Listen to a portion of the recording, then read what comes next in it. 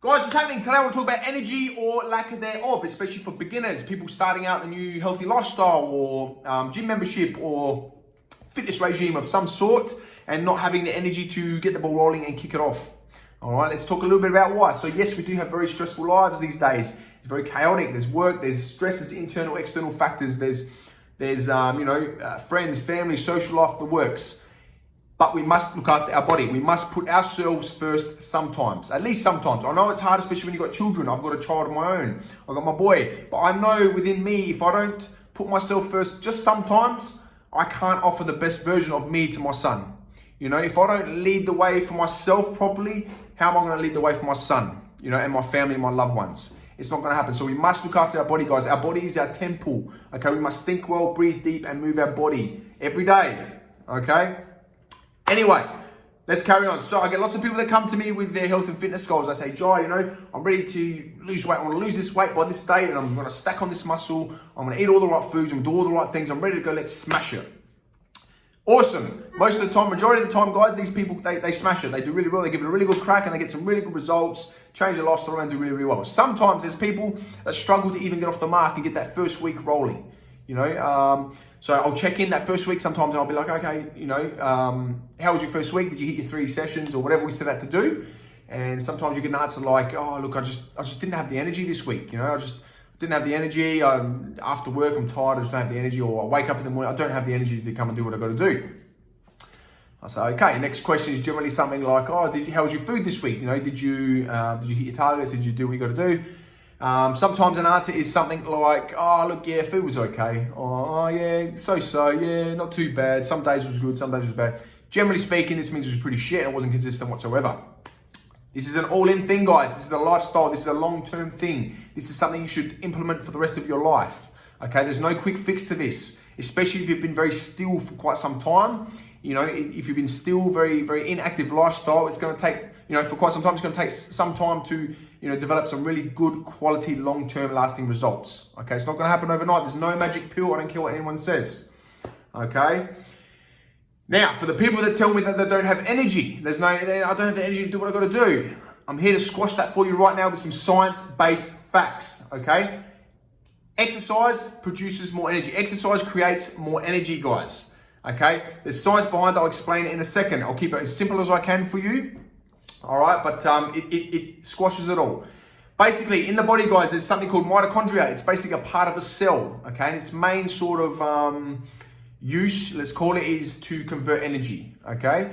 Using ATP and stuff like that. I won't go too deep into that, but for example, I'll keep it very simple. For example, the more exercise we do, the more mitochondria the body will produce in order to meet those, daily requirement needs. Okay, so again, one more time, the more exercise we do, the more mitochondria the body produces in order to meet those needs. Okay, so whether it's going for a walk, it doesn't mean you have to run a mile or whatever, but moving your body and the more exercise you do, the more mitochondria the body produces in order to meet those needs. I've said it 3 times now, guys.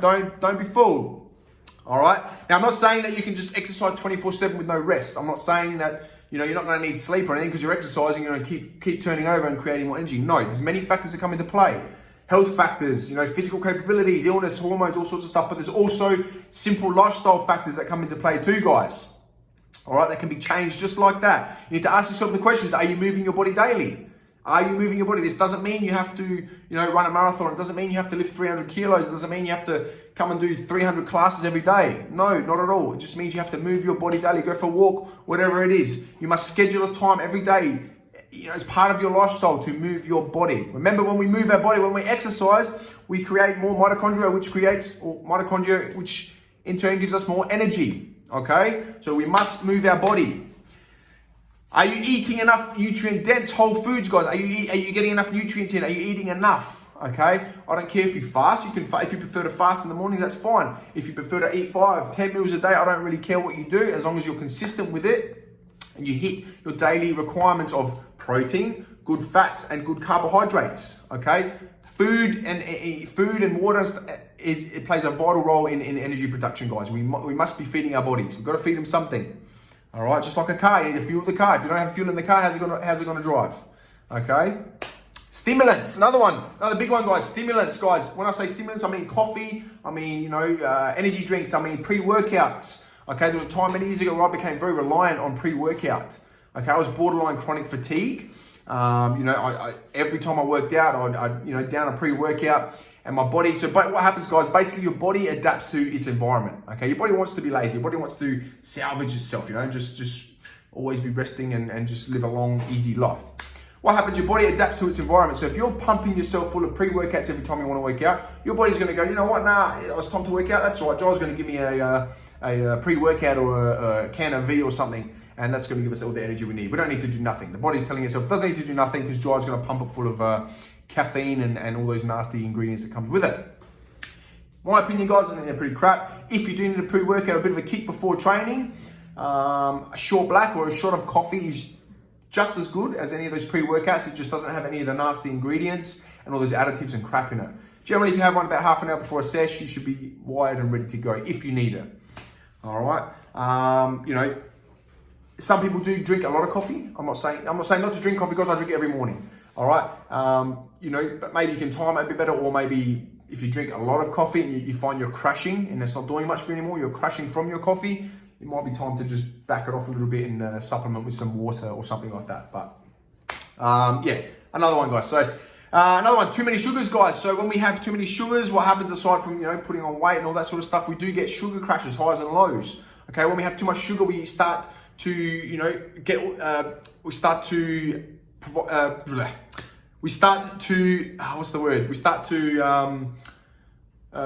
produce a lot more insulin. Okay, a lot more insulin comes into the body. Okay, too much insulin comes into the body, the sugar dumps, it sucks up all the sugar, it crashes very fast. I mean, we're left with all this leftover insulin. I watched this video the other day. I thought it was very, very interesting the way he said it. So what happens, it sucks up all that sugar very quickly. We've run out of sugar, we get a bit of an energy dump, and then what causes that fogginess and that brain fog, or that clog in the head, is that leftover insulin is looking for sugars to suck up and feed the body with. So it starts to take away all the carbohydrates and sugars that are feeding your brain. And that's what causes that brain fog and that real groggy sort of stuff sort of feeling. I thought it was very interesting. I don't know the science behind it, but I did watch a video and I thought it was very, very interesting and very, very cool. So if you want to see the video, let me know.